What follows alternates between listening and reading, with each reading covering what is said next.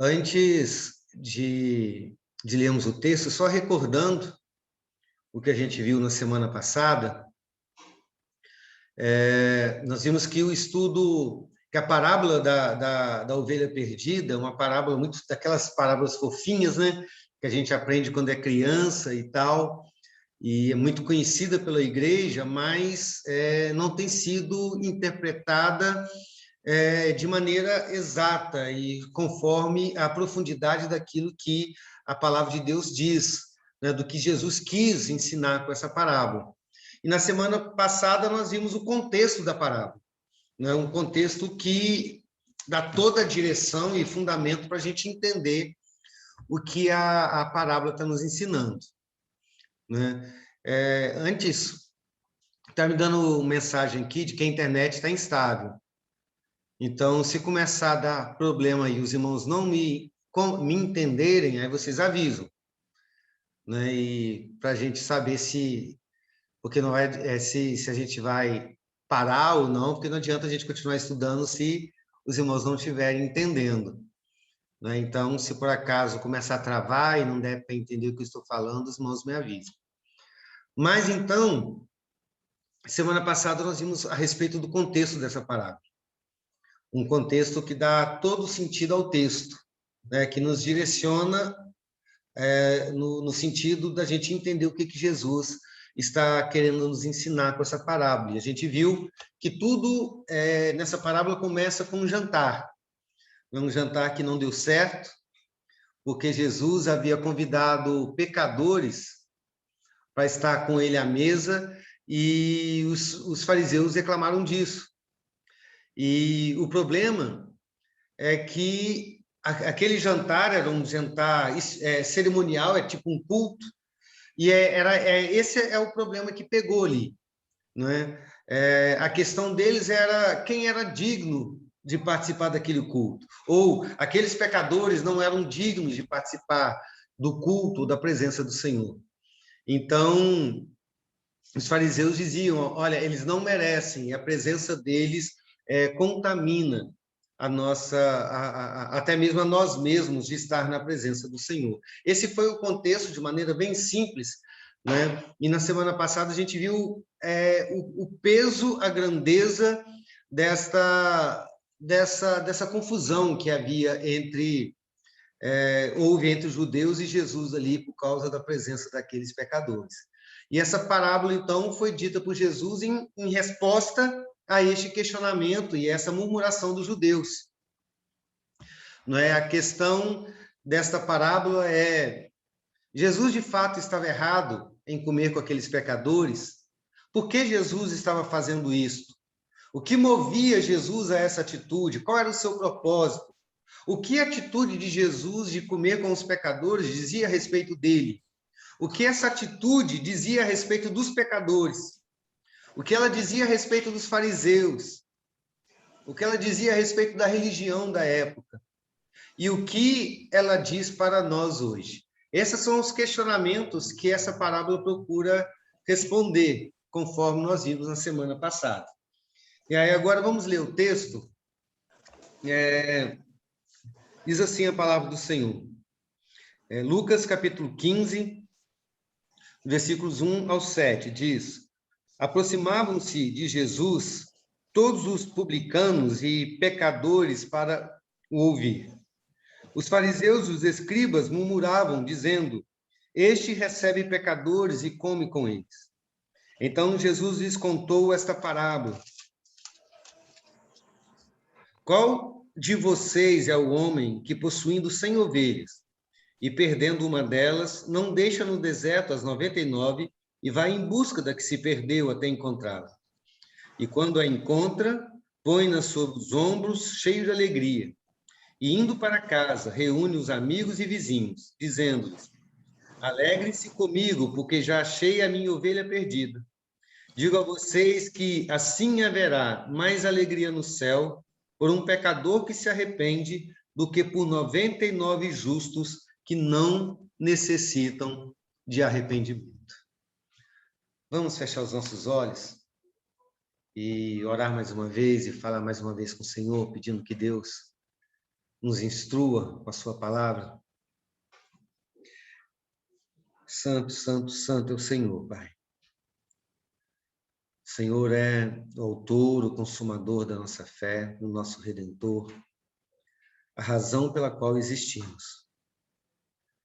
Ó Pai, nós clamamos que o Senhor venha nos abençoar agora nessa noite e encher o nosso coração de paz, de amor, nos fazer, ó Pai, perceber, ó Pai, a verdade que o Senhor tem a nos revelar nas Escrituras e nos fazer viver essa verdade. Que tudo que seja exterior, ó Pai, caia por terra agora em nome de Jesus, que tudo que nos impeça de compreender a Tua palavra, que caia por terra em nome de Jesus. E que estejamos com a nossa mente e coração, ó Pai, voltados para o centro daquilo que o Senhor quer nos ensinar. E que a Tua palavra nos alcance com poder e autoridade, Pai, em nome de Jesus. Amém. Amém. Então, já que nós vimos na semana passada o contexto, agora é hora da gente olhar para a parábola. E essa parábola começa com a ovelha, com o próprio título que a gente acostumou a dar a essa parábola, começa com uma ovelha perdida. O versículo 4 diz assim: qual de vocês é o homem que, possuindo 100 ovelhas e perdendo uma delas, não deixa no deserto as 99 e sai em busca da que se perdeu até encontrá-la? Então, vamos começar essa parábola pensando na ovelha que se perdeu. Ao contrário do que a gente costuma pensar, do que a igreja costuma dizer a respeito dessa parábola, a ovelha perdida não se trata de crente desviado. É possível que você já tenha ouvido sermões ou estudos ou histórias que se referiam a essa parábola, dizendo que ela trata de crentes, pessoas salvas que se desviaram da igreja, que estão longe da igreja, e que Jesus, então, vai até lá fora e busca essa pessoa de volta para a igreja. E algumas pessoas pensam que esse texto fala a respeito disso. E também não fala. A ovelha que se perdeu também não se refere a pessoas enfermas, pessoas machucadas, pessoas em situação difícil, pessoas feridas pela vida, né? Que bondosamente o Senhor se importa, cuida, cura e sara, traz essa pessoa para o seu colo, né? Apesar dessas duas coisas serem verdades bíblicas, porque o Senhor traz de volta o cristão que se desvia e o Senhor cuida do cristão ferido, mas não é a respeito disso que essa parábola está trazendo, está falando. Muito pelo contrário, não é esse o centro da parábola, né? O que Jesus está se referindo especificamente com a parábola da ovelha perdida é os pecadores que estavam sentados com ele à mesa. Eles estavam falando a respeito desses pecadores. A ovelha que se perdeu eram aqueles pecadores que estavam com ele à mesa e que foram frutos, então, alvos, então, do preconceito dos fariseus, do julgamento dos fariseus, da condenação dos fariseus, porque os fariseus, enquanto criticavam Jesus e condenavam Jesus por comer com os pecadores, eles também criticavam os próprios pecadores. Então, essa ovelha perdida, ela não é um crente salvo que esteja desviado do evangelho e não é um crente ferido e machucado pelos problemas da vida, machucado no corpo, machucado na alma, emocionalmente. Esse texto não fala dessas duas coisas. Esse texto está se referindo aos publicanos e aos pecadores que estavam com ele na mesa. É o pivô de toda a confusão. E, lógico, falando dessas pessoas, Jesus está falando de todas aquelas pessoas que eram e são ainda consideradas indignas de Deus. E tipo de pessoa que os religiosos não gostam de se misturar. Publicanos, pecadores, prostitutas, homossexuais, assassinos, ladrões, drogados, bêbados, políticos corruptos.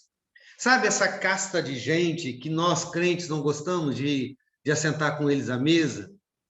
A gente não gosta de conversar com eles, porque no fundo, a gente considera que estar com essas pessoas é um mau testemunho para a vida da gente. Se assentar com eles nos contaminaria de alguma maneira, desaprovaria, Deus desaprovaria se eu estivesse caminhando e me relacionando com um drogado, ou com um viciado, ou com um bêbado, ou com um ladrão, ou com qualquer outro tipo de pecador, sabe? Esse tipo de pessoas que são rejeitadas pela igreja, esses são a ovelha perdida. E, logicamente, falando dessas pessoas, né, desse tipo de pessoa, Jesus também está falando de todos os demais tipos de pecado, né? Aqueles pecados mais graves e aqueles pecados menos graves também, que é daquele tipo que a gente até mesmo convive bem, como os fofoqueiros, os orgulhosos, os gananciosos, os glutões, os vaidosos, que está cheio deles na igreja e a gente consegue conviver muito bem com essas pessoas, né? Jesus, então, está falando a respeito de pecadores não salvos. Essa ovelha perdida é aquela pessoa que nunca se encontrou com Cristo. Então, antes da gente prosseguir com o nosso estudo e entender o que Jesus está falando, de fato, é bom a gente entender o que é pecado.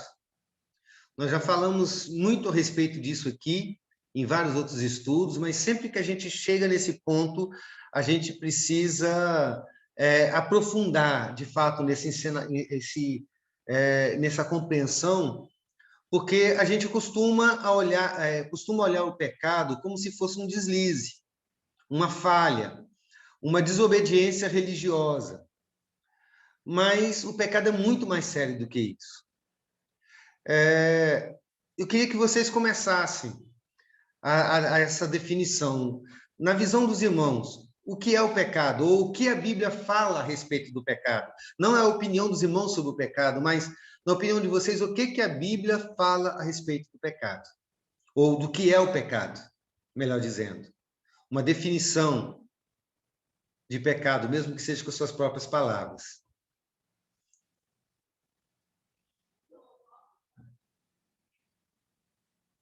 Um de cada vez.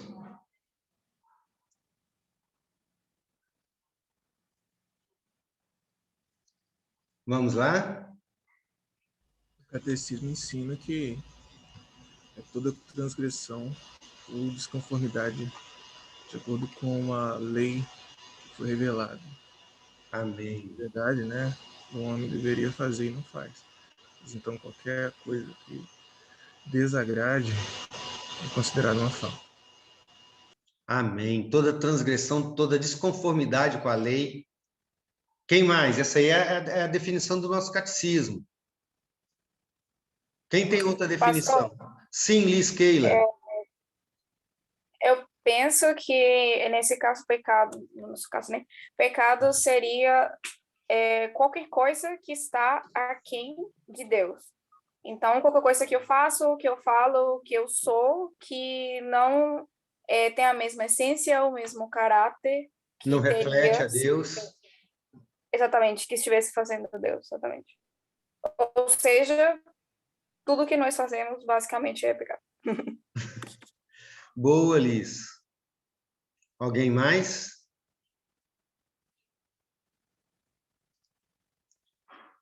Alguém quer dar outra definição?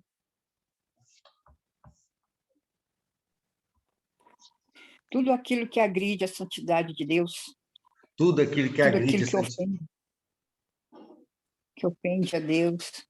Amém. É exatamente isso. Eu coloquei assim, duas coisas aqui de definição. Todos isso que os irmãos falaram é de fato uma definição, né? A primeira que eu coloquei é pecado, todo pecado é uma rebelião contra Deus. É uma coisa que a gente tem que entender, que todo pecado é uma afronta, é uma rebelião, é um rompimento, é uma destituição de Deus do trono da nossa vida. Por menor que seja, na nossa visão, o pecado, ainda assim esse pecado será uma afronta a Deus. Sabe aquele tipo de pecado, até mesmo aqueles que a gente gosta de fazer piada dele, porque tem pecados que a gente não considera muito pecado, como, por exemplo, a gula. A gente sabe que gula é pecado, mas a gente gosta de brincar com ele, né? A gula também é um rompimento com o governo de Deus sobre a nossa vida. Então, isso dá ao pecado uma conotação muito séria, não é? Porque não é simplesmente um deslize, uma falha, um tropeço, né? Todo pecado é uma agressão, é um rompimento. E isso é muito sério quando se trata de romper com uma autoridade humana. Né? Se você, por exemplo, não reconhece uma autoridade policial, você paga por isso. Se você não reconhece uma autoridade judicial do executivo, você vai pagar a consequência disso. Agora, todo pecado é não reconhecer a autoridade de Deus sobre a nossa vida e dirigir a nossa própria vida segundo a nossa própria vontade, nos assentar no trono do nosso coração. Todo pecado, cada um deles, independente de qual seja, é uma rebelião contra Deus. Esse é um ponto. E o segundo ponto é que o pecado, assim como a Liz diz, é uma incapacidade. A nossa incapacidade de não ferir a Deus. Certo? É a incapacidade de sermos o que deveríamos ser. Porque isso denota duas coisas. Às vezes, nós pecamos intencionalmente, num desejo de realmente obedecer à inclinação do nosso coração. Mas muitos dos nossos pecados são simplesmente uma tentativa de fazer certo e de nunca conseguir, como, por exemplo, a nossa tentativa de orar, a nossa tentativa de viver de maneira santa, a nossa tentativa de ler as Escrituras, de cultuar o Senhor, de amar o Senhor. Apesar de nós ansiarmos por fazer o certo, ainda assim nós encontramos uma lei dentro do nosso coração, do nosso corpo, como diz o apóstolo Paulo, de que eu não consigo fazer. Então, tem essas duas posições, essas duas verdades, e cada uma delas é muito séria. Porque uma fala da nossa ousadia de enfrentarmos a Deus, e a outra fala da nossa incapacidade completa de fazer o que devemos fazer. Então, nas duas estamos perdidos.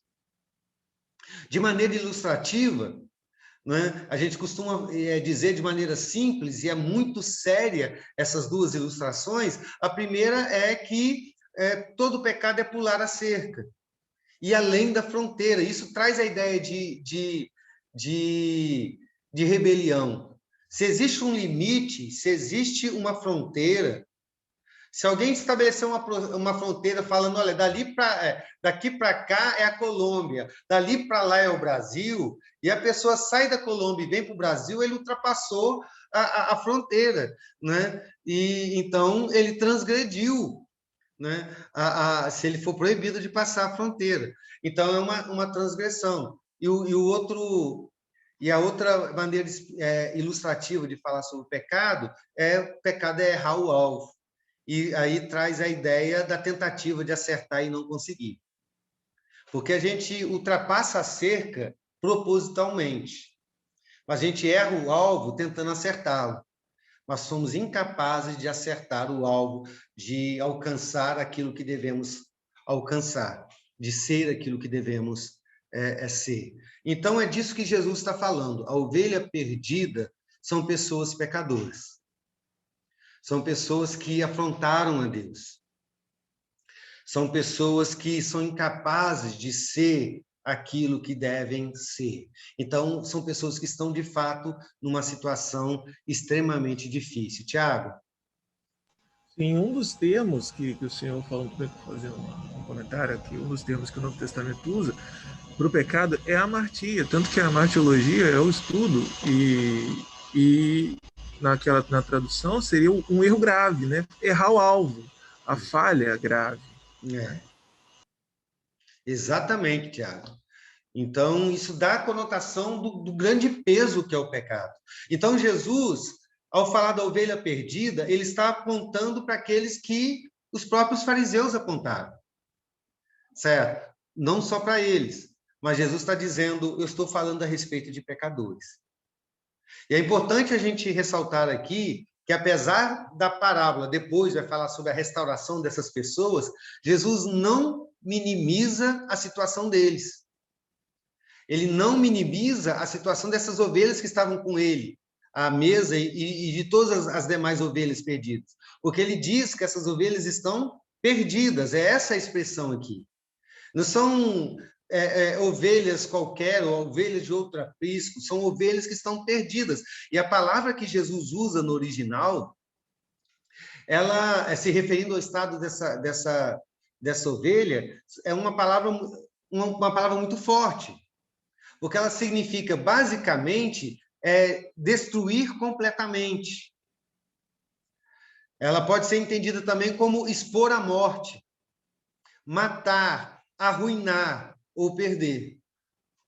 Então, como não fazia sentido na parábola você traduzir essa palavra como uma ovelha que se matou, né? Ou uma ovelha que se destruiu completamente, ou uma ovelha que se arruinou, né? A tradução mais correta seria assim, mais lógica para essa palavra seria uma ovelha que se perdeu. Mas o sentido da palavra ainda é a mesma, é uma palavra muito forte, é uma ovelha que se autodestruiu, uma ovelha que se arruinou, uma ovelha que se expôs à morte.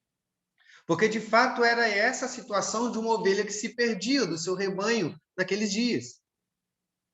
Porque era sabido dos primeiros ouvintes de Jesus daquela parábola que as ovelhas eram animais dóceis e inofensivos.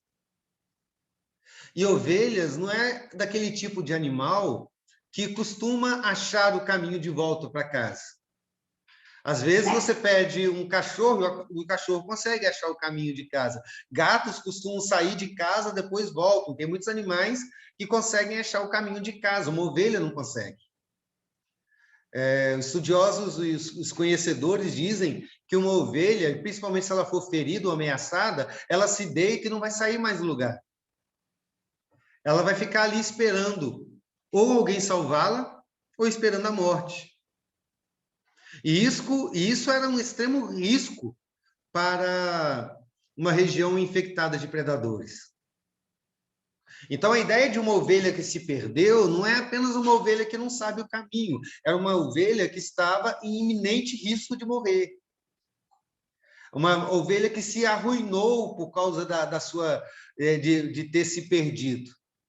A conduta da ovelha estava levando ela à morte, a atitude dela de ir por outros caminhos estava arruinando a sua existência. Se ninguém fizesse nada, certamente aquela ovelha seria morta. Se ela não fosse resgatada, ela seria morta por um predador. Ou então ferida e ficaria agonizante até a morte. Jesus conta essa parábola, ou começa falando isso, para mostrar que esta é a situação de todo pecador. Aqueles publicanos e aqueles pecadores que estavam com ele à mesa não eram pessoas boas, não eram pessoas legais, não eram de fato pessoas que mereciam estar na presença de Jesus. Jesus não descarta, não diz que isso não é uma verdade, isso é uma verdade. Aquelas pessoas que estavam com Jesus à mesa não eram dignas de fato da presença de Deus. Eram de fato pessoas impuras. Eram de fato pessoas que se colocaram, por causa das suas atitudes, em situações terríveis. Em uma situação extremamente complexa. Pessoas que estavam morrendo. Assim eram eles e todos os demais. Agora, uma outra pergunta para a gente aprofundar o nosso conhecimento teológico daquilo que está tratando essa parábola. Nós entendemos o que é pecado. E nós sabemos que o pecado gera morte, porque Jesus está mostrando isso aqui nessa parábola. Aquela ovelha, ela não apenas se perdeu, mas ela se arruinou, ela se expôs à morte. Ela estava em certa iminência de morrer, não é? E a pergunta que a gente tem que fazer para entender melhor essa teologia do pecado é: por que que o pecado produz morte? Por que que o salário do pecado é a morte? Por que que nós morremos porque pecamos? O que os irmãos acham?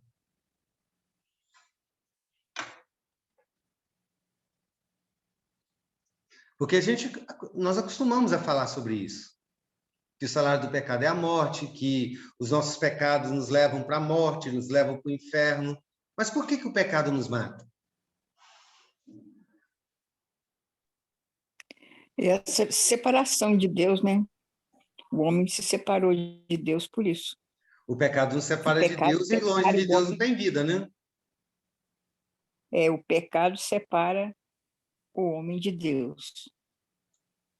Deus é vida, Deus é luz. Ficou longe dele, morreu. Amém. Quem mais, Daniel, parece que ia falar? Pastor, eu ia falar justamente isso, é porque o pecado nos afasta de Deus. E nós estávamos mortos, né? Quando Jesus nos resgatou, nós tornamos a vida de novo. Então, quanto mais a gente, eu creio que até mesmo, esse é um exemplo do dia a dia de qualquer bom cristão. Aquele que está acostumado a buscar, a estar sempre em consagração, buscando a Deus, orando, jejuando, alimentando a palavra. Quando ele começa a cair em pecado, ele começa a deixar de fazer todas essas coisas. E todas essas coisas, quando ele para de fazer, automaticamente ele começa a perder a intimidade com Deus. E ter vergonha. Um exemplo, Adão, né? Adão, depois que ele descobriu que ele tinha feito aquela besteira, ele se deu por si e se escondeu, teve vergonha porque estava nu. Então, mas na verdade, eu entendo que aquilo ali foi consequência do pecado que ele cometeu ali, que ele fez algo que não deveria. Então, todas as vezes que a gente peca e aos poucos, sem perceber, a gente vai se afastando de Deus, que a gente para de ter intimidade e ter vergonha de Deus. Né? Então, acho que é justamente isso. O pecado leva à morte. A gente, sem Deus, a gente está morto.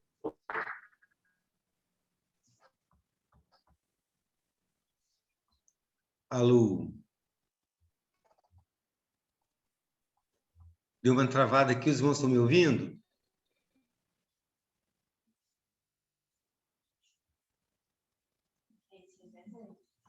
Mais ou menos. Você está com a imagem, travou na tela. Agora voltou. É porque deu uma travada aqui. Se os irmãos não estiverem compreendendo, vocês me falam, hein? Tiago. Sim, pecado morre porque é impossível que um Deus Santo não cumpra a justiça dele ao castigar aquele que se opõe à sua conformidade. Então, e como o homem é incapaz de satisfazer a justiça de Deus, ele precisa, ou ele pague, ou que seja um substituto, que seja ao mesmo tempo homem, que seja ao mesmo tempo Deus. Amém. É justamente isso, né? Então, todas essas questões, elas aprofundam e enriquecem o nosso entendimento do que Jesus está falando aqui. Eu coloquei aqui no meu esboço duas causas, ou dois motivos pelos quais, porque o pecado nos mata. E o primeiro motivo é que todo pecador é condenado à morte, primeiramente por causa da própria natureza do pecado, em primeiro lugar.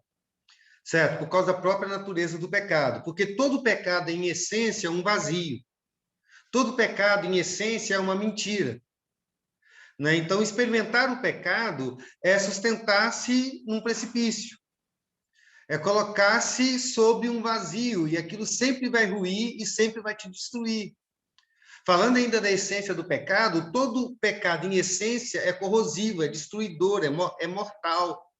Né? Então, experimentar o pecado sempre vai ser condenar a sua vida ou contaminar a sua vida com a morte que vem do pecado. Então, a própria essência do pecado em si já produz morte, mas esse não é o motivo principal. Existe um motivo muito maior e fundamental do porquê o pecado condena o pecador à morte. E o motivo é a ira divina. E essa expressão ira divina resume aquilo que a mãe e o Daniel disseram e resume aquilo também que o Tiago disse.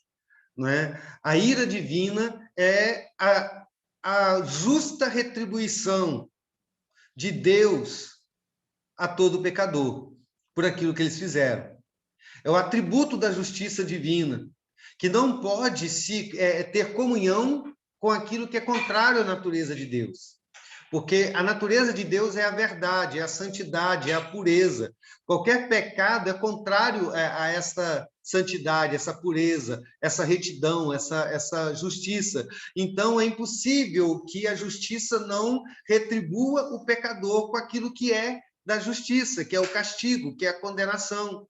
Se Deus não condenasse um pecador, Deus não seria justo, né? Então, o pecado mata, porque o pecado atrai sobre o pecador toda a ira divina, ou seja, todo ser de Deus entra em rota de colisão contra o pecador.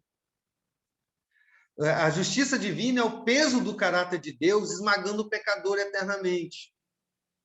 Porque essas duas coisas não convivem, a santidade de Deus e a sordidez do nosso pecado. Então, o que a Bíblia nos revela é que nenhum pecado deixará de ser condenado. Todo pecado tem que ser castigado e tem que ser punido pela justiça divina. Ou seremos nós mesmos punidos, ou seremos punidos em Cristo. Ou já fomos punidos em Cristo, não é? Mas a maneira mais expressiva que a ira de Deus se manifesta nas Escrituras é, primeiramente, na cruz de Cristo,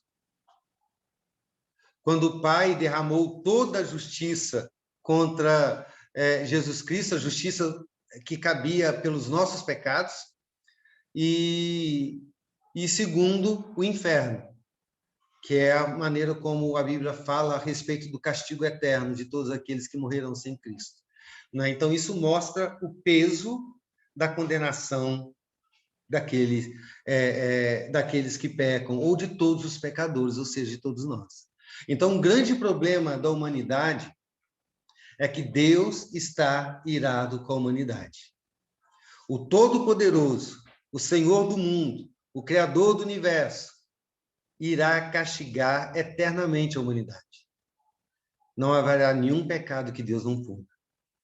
E nós não podemos esquecer disso nunca. Nós não podemos minimizar a condição de um pecador, nunca. Não podemos imaginar nunca que o Senhor irá fazer vistas grossas para isso. E por que eu estou falando tudo isso no começo do estudo da parábola? Porque a gente é tendente a olhar para essa parábola como se os pecadores fossem, como se Deus tivesse complacência desses pecadores, dizendo, não, coitadinho deles, eles são pecadores, mas são legais. Certo? Eles são pecadores, mas eu gosto deles. Coitadinhos, eles não conseguem ser diferente, então eu sou uma pessoa tão boazinha que vou salvá-los. Não é isso que o texto está dizendo. Quando Jesus disse que esses pecadores essas ovelhas estão perdidas, ele está dizendo que aquelas pessoas que estavam com ele à mesa, de fato, eram pessoas que se rebelaram contra Deus, e por isso Deus está virado com elas. Jesus, quando ele mostra essa figura, ele aponta para nós, dizendo, vocês são essa ovelha perdida. Todo pecador porque todo pecador se rebela contra Deus. Todo pecador agride a santidade do Senhor. Todo pecador é incapaz de ser aquilo que ele deve ser, ter a santidade de Deus, a glória do Senhor. Portanto, a própria existência do pecador é ofensiva a Deus. Então, não existe outra escapatória para esse pecador. Ele está debaixo da ira divina. Aquelas pessoas que estavam ali à mesa estavam condenados ao inferno. Essa é a primeira coisa que a gente tem que ver. Mas Jesus quer que a gente veja essa mesma cena por outra ótica também. Não apenas pela ótica da justiça, mas também pela ótica do amor. Porque a questão que Jesus mostra aqui é que aquela ovelha perdida precisava de ajuda. Era uma ovelha necessitada. O futuro para aquela ovelha era um futuro de dor, de sofrimento, de tristeza, porque aquela ovelha nunca poderia se salvar sozinha.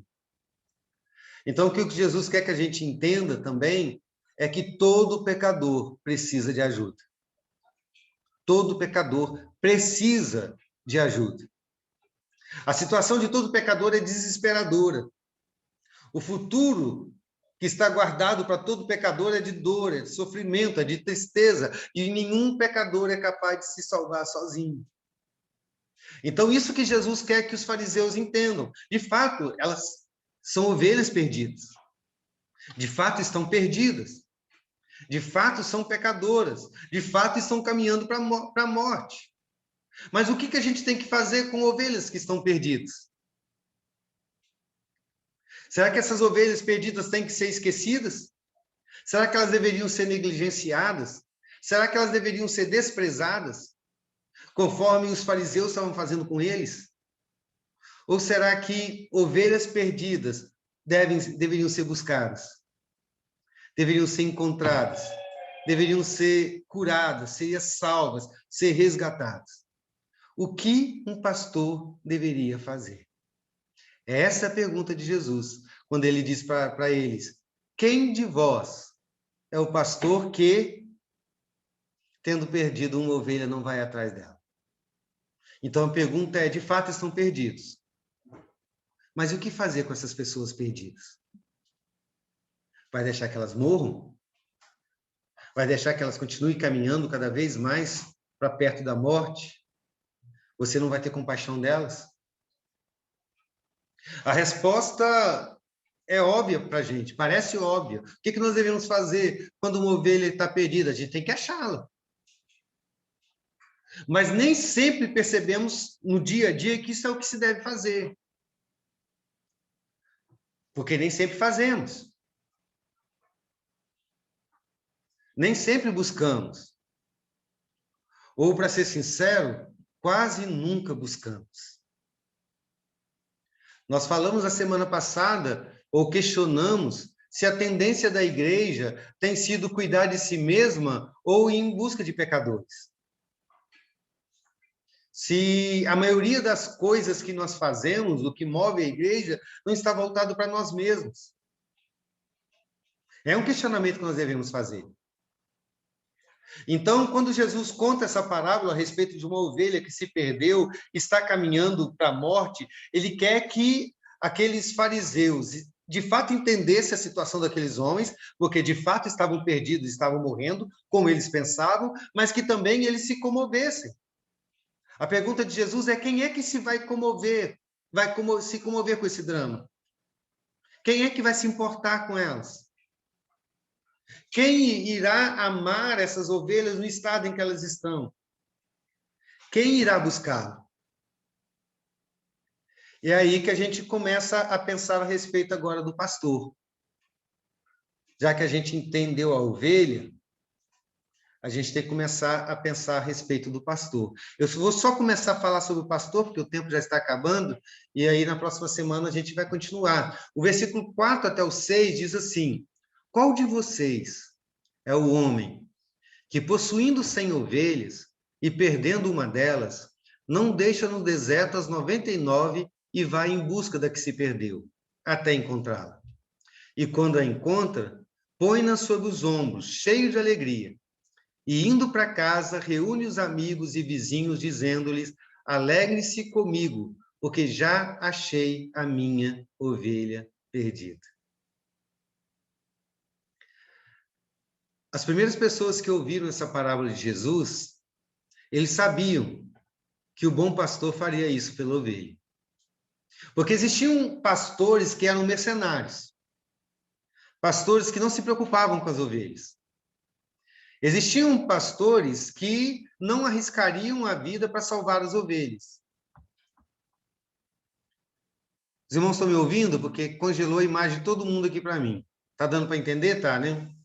Então, existiam pastores naquela época que fariam isso, que simplesmente deixariam a ovelha se perder. Mas um bom pastor nunca faria isso.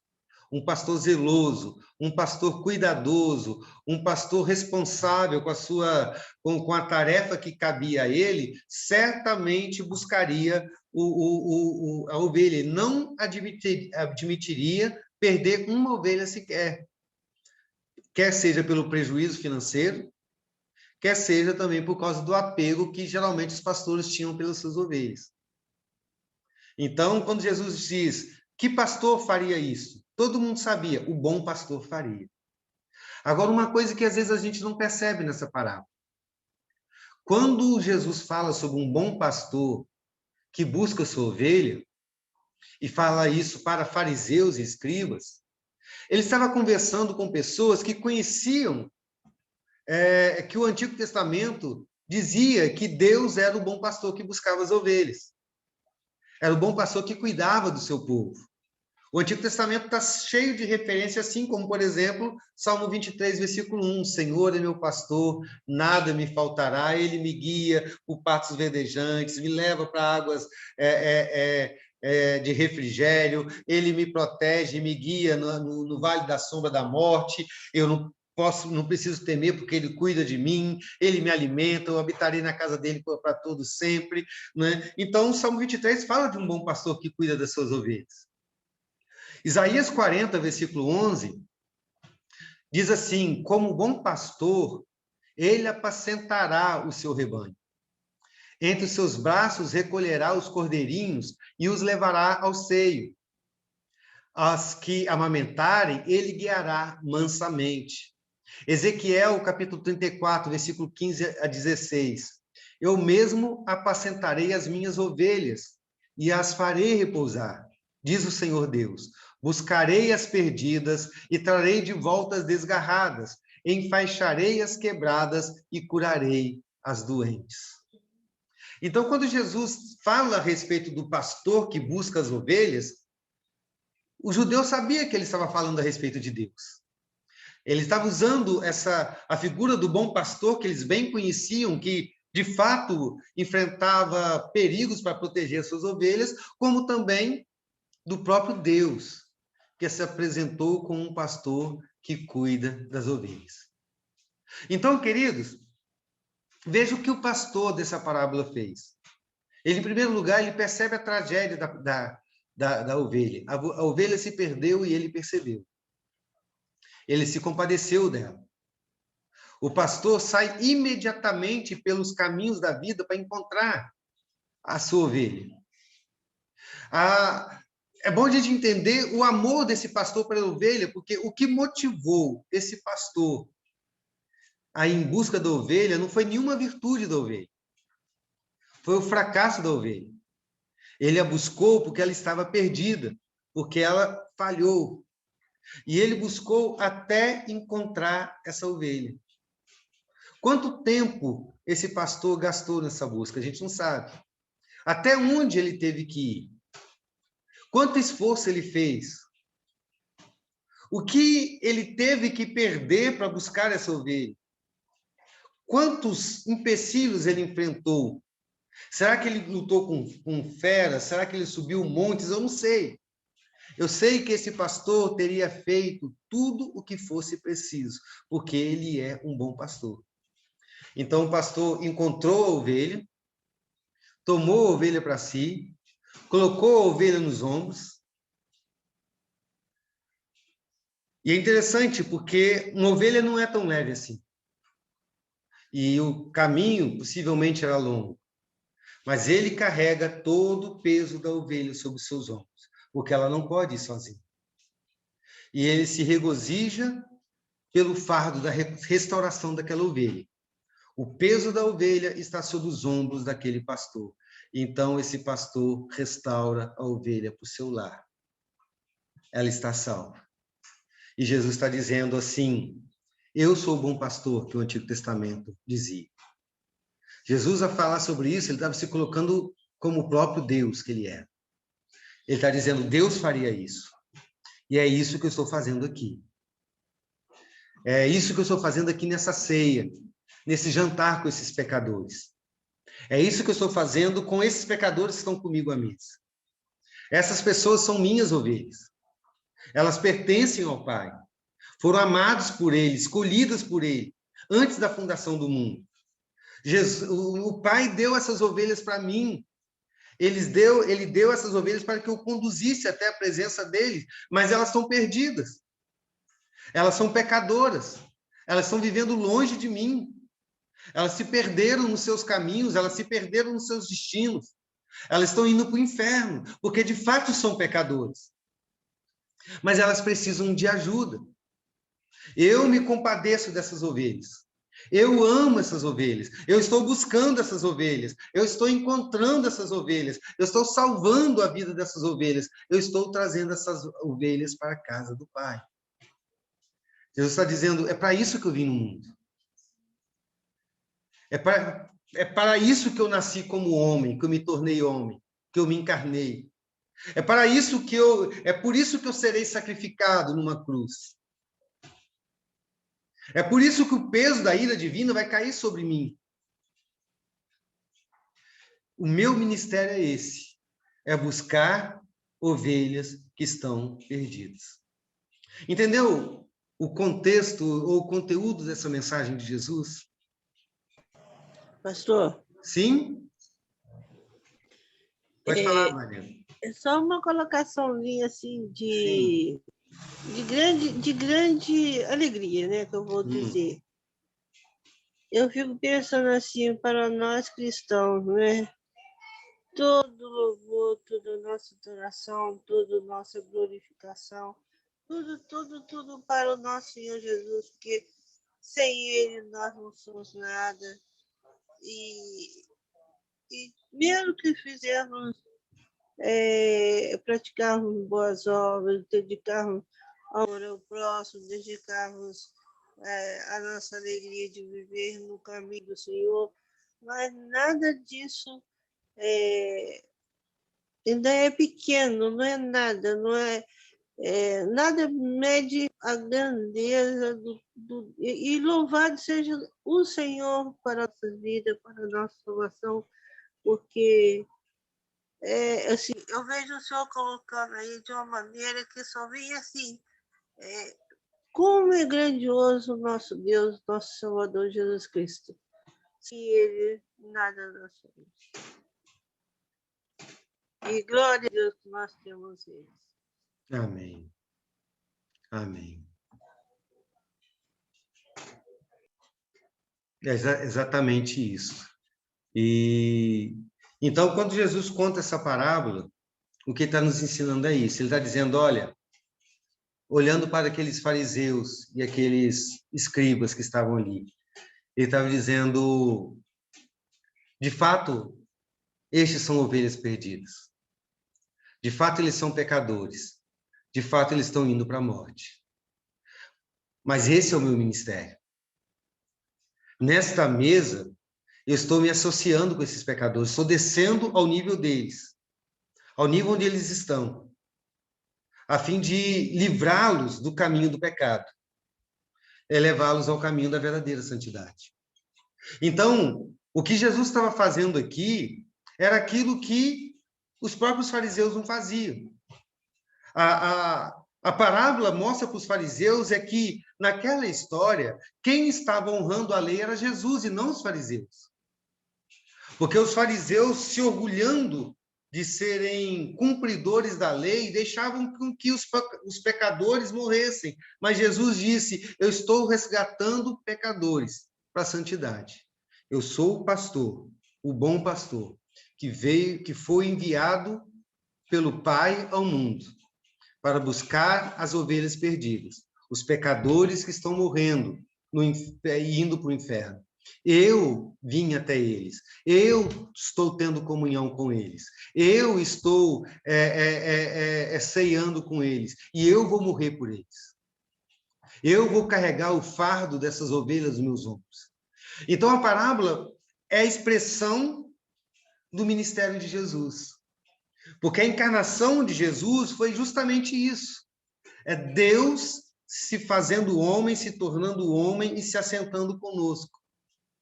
A presença do Espírito Santo em nós hoje é exatamente isso. É o Espírito Santo em nosso meio, descendo onde nós estamos, para nos resgatar daqui e nos levar para a presença do Senhor.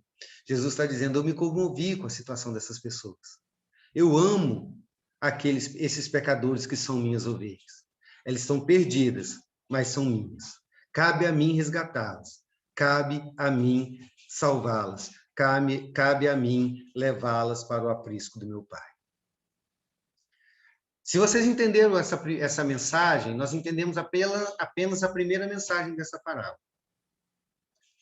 Porque tem mais duas outras verdades que a gente precisa entender aqui, que são profundas. Mas a primeira coisa que a gente tem que entender é isso. Então, eu volto a repetir, não está falando de crente salvo desviado. Não está falando de pessoas que estão machucadas pela vida e o Jesus é tão bonzinho que cura as pessoas. Outros textos bíblicos dizem isso, esse não. Esse texto, essa parábola está falando do ministério de Cristo de ir em busca de pecadores. Ele vai estar onde os pecadores estão. Ele vai estar onde os drogados estão.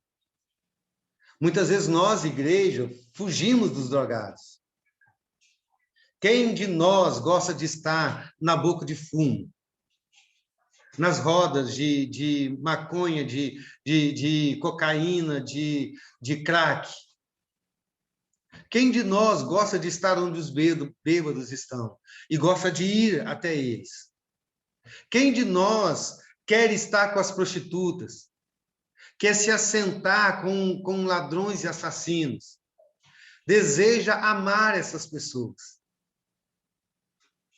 Porque Jesus está onde eles estão. Jesus vai até os bordéis, Jesus vai até a sarjeta dos viciados, Jesus vai até a cela dos encarcerados, Jesus visita os assassinos.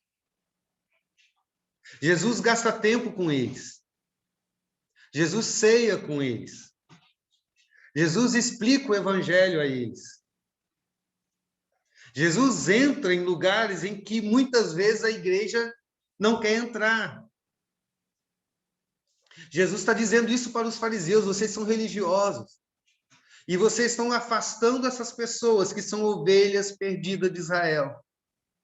São minhas ovelhas que se perderam. Vocês estão sendo pedra de tropeço para eles. Mas eu estou aqui para salvá-las. E eu vou em busca delas. Essa é a primeira parte da mensagem. Se Deus quiser, na próxima semana, nós veremos o restante da mensagem dessa parábola. Amém? E aí a gente encerra ela, se Deus quiser. Alguém quer fazer algum comentário, alguma pergunta?